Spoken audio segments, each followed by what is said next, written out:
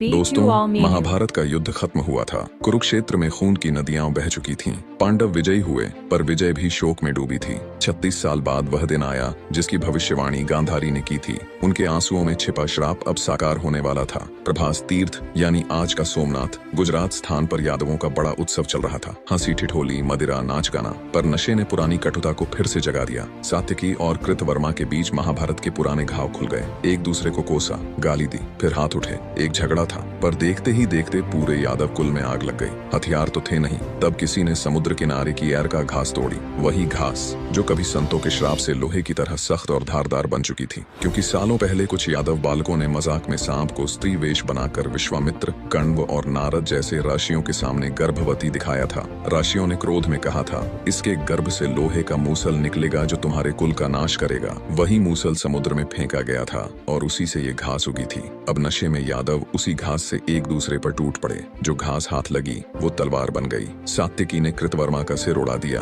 कृतवर्मा ने जवाब में सात्यकी को बींध डाला। चारों तरफ खून ही खून। जो कभी अजेय योद्धा थे अब आपस में कट रहे थे। श्री कृष्ण और बलराम दूर खड़े सब देख रहे थे। वे जानते थे ये गांधारी का श्राप पूरा हो रहा है। बलराम जी ने मौन होकर योग समाधि ले ली। उनका शरीर एक विशाल श्वेत सर्प बनकर समुद्र में लीन हो गया। कृष्ण एक पीपल के नीचे बैठ गए। उसी समय एक बहेलिया जरा ने हिरण समझकर तीर चला गया। वह तीर कृष्ण के पैर में लगा और भगवान ने देह त्याग दी। प्रभास क्षेत्र खून से लाल हो गया। जो बचे वे समुद्र में डूब गए या जंगल में भटक कर मर गए। यादव कुल का नामो निशान मिट गया। दोस्तों, ये सबसे दुखद अंत था। जिस कुल में स्वयं नारायण अवतरित हुए थे वह क्रोध, नशा और अहंकार में स्वयं नष्ट हो गया। गांधारी का एक माँ का श्राप और ऋषियों की भविष्यवाणी दोनों सत्य हो गए। यही सिखाता है महाभारत की धर्म की जीत होती है, पर अधर्म का अंत चाहे कैसा भी हो, अंत स्वयं अपने हाथों होता है। अगर ये कथा दिल को छू गई हो तो कमेंट में शांत मन से लिख दो, जय श्री कृष्ण। वीडियो अच्छी लगी तो लाइक शेयर कर दो, चैनल सब्सक्राइब कर लो